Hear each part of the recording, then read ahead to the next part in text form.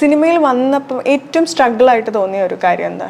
Like നമ്മൾ എൻ്റെ ഈ പറഞ്ഞ പോലെ ഡിഫറെൻ്റ് ആയിട്ട് വന്നൊരു ഫീൽഡ്, നമ്മൾ ആയിരുന്ന ഒരു സാഹചര്യമേ അല്ല. അപ്പോൾ ചിലപ്പോൾ സൊസൈറ്റിയിൽ നിന്നായിരിക്കാം, അല്ലെങ്കിൽ ഇൻഡസ്ട്രിയുടെ അകത്ത് തന്നെ ആകാം. എന്തായിരുന്നു ഏറ്റവും ഒരു ഞാൻ അത് ഓവർകം ചെയ്ത് വന്നു എന്ന് തോന്നുന്നു? ഈ ആദ്യത്തെ ഒരു ഇതിൽ നമുക്ക്, അതായത് നമ്മളിപ്പോൾ ഞാൻ ഒരു ആസ് എ പേഴ്സൺ ഞാൻ എന്നെ വാല്യൂ ചെയ്തിട്ടില്ല. എത്രത്തോളം എൻ്റെ വാല്യൂ ഉണ്ട് അല്ലെങ്കിൽ എത്രത്തോളം എനിക്ക് വാല്യൂ കുറവാണെന്ന് ഒരിക്കലും ഞാനിപ്പോൾ അത് വേറൊരാളുടെ അടുത്തും ഞാനത് ചെയ്യില്ല. ഇപ്പം അപർണ അല്ലേ, അപർണേനെ കണ്ട അപർണയുടെ പൊസിഷൻ എന്താ, അപർണ എത്ര വെൽത്തിയാണ്, അപർണ ഏത് ബാക്ക്ഗ്രൗണ്ടിൽ നിന്നാണെന്ന് ഒരിക്കലും ഞാൻ അന്വേഷിക്കില്ല. അത് എൻ്റെ മാറ്റർ അല്ല. പക്ഷെ ചില സ്ഥലങ്ങളിൽ ഞാൻ ഈ പറഞ്ഞ പോലെ നമ്മളെ ഇൻവൈറ്റ് ചെയ്ത് പോയിട്ട് പല സ്ഥലങ്ങളിലും ഞാൻ ഇൻസൾട്ടഡ് ആയിട്ട് വന്നിട്ടുണ്ട്. അപ്പം ഇപ്പം അതൊരു മേജർ കാര്യമാണ്. ഇപ്പം ഞാൻ പഠിച്ചൊരു കാര്യം എന്ന് പറഞ്ഞാൽ എനിവേസ് അവർ ഇൻസൾട്ട് ചെയ്യും. അപ്പം നമ്മൾ ആ പൊസിഷനിൽ കൊണ്ട് ഇടാതിരിക്കുക. വിച്ച് ഇസ് ലൈക്ക് അവർ വിളിച്ചാലും പോവാതിരിക്കുക. അങ്ങനെ ഞാൻ കുറേ ഇവൻസിന് പോവാറില്ല. ബിക്കോസ് എവിടെയോ എനിക്കൊരു ഇൻറ്റ്യൂഷൻ ഉണ്ട്.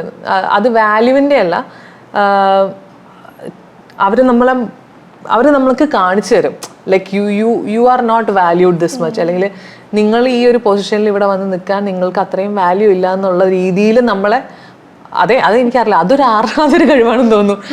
അങ്ങനെയുള്ള സിറ്റുവേഷനിൽ ഞാൻ എന്നെ ഇപ്പോൾ കൊണ്ടിടാറില്ല. ഞാൻ അങ്ങനെ പല സ്ഥലങ്ങളിലും പോയി നിന്ന് എന്താ പറയുക, ഹേർട്ടായി എന്ന് പറയില്ല, എനിക്ക് ഭയങ്കര അൺകംഫർട്ടബിൾ ആയിട്ടുണ്ട്, അതായിരിക്കും കറക്റ്റ് ടേം. അപ്പം നമ്മൾ ആ ഒരു പൊസിഷനിൽ കൊണ്ടിടാതിരിക്കുക എന്നുള്ളതാണ് ഞാനൊരു സാധനം പഠിച്ചത് സിനിമയിൽ നിന്ന്. പറഞ്ഞ വല്ലതും മനസ്സിലായോ? ഭയങ്കര കോംപ്ലിക്കേറ്റഡ് ആയിട്ട് സംസാരിച്ച പോലെ നോക്കണം. അതെങ്ങനെ പറഞ്ഞ് മനസ്സിലാക്കണം എന്ന് എനിക്കറിയില്ല. അത് അനുഭവിച്ചാൽ മാത്രമേ മനസ്സിലാവുള്ളൂ. അല്ലല്ലോ, കരച്ചിലൊന്നും. ഈ പറഞ്ഞ പോലെ നമുക്ക് ഒരുപാട് ഇഷ്യൂസ് ലൈഫിലുണ്ടാകും. അപ്പോഴൊക്കെ നമ്മളെ ബാധിക്കുന്ന ഇത് നമ്മുടെ മെൻ്റൽ ഹെൽത്തിനെയാണ്. അങ്ങനെ എല്ലാവരോടും ഞാൻ ചോദിക്കാൻ ആഗ്രഹിക്കുന്ന ഒരു ചോദ്യമാണ്, എങ്ങനെയാണ് അതിനെ ഒന്ന് മെയിൻറ്റെയിൻ ചെയ്ത് കൊണ്ടുപോകുന്നത്? നമ്മളെപ്പോഴും ഹാപ്പി ആയിരിക്കുക, നമ്മളെപ്പോഴും കംഫർട്ടബിൾ ആയിരിക്കുക എന്നുള്ളതാണ്. അതിനെ എങ്ങനെയാണ് നമ്മൾ സ്വയമാണല്ലോ അതിനെ മെയിൻറ്റെയിൻ ചെയ്യേണ്ടത്? മെൻ്റൽ ഹെൽത്ത് എന്ന് പറയുന്നത് ഒരു ഭയങ്കര കോംപ്ലിക്കേറ്റഡ് വേർഡാണ്. അത് ആക്ച്വലി മെഡിക്കലി അത്ര ഇതായിട്ടുള്ള ആൾക്കാർ അതിനെപ്പറ്റി പറയാൻ ഇതുള്ളൂ. ഞാൻ ഏറ്റവും കൂടുതൽ എൻ്റെ റൂട്ട്സ് എന്ന് പറയുന്നത്, എൻ്റെ അച്ഛനും അമ്മയും വഴക്കിട്ടിട്ട് ഞാൻ കണ്ടിട്ടില്ല. ബേസിക്കലി അവർ തമ്മിൽ പ്രശ്നങ്ങളുണ്ടാവും, എന്താ പറയുക, പൊരുത്തക്കേടുകൾ എന്ന് പറഞ്ഞ ആ സീനൊക്കെ ഉണ്ടാവും.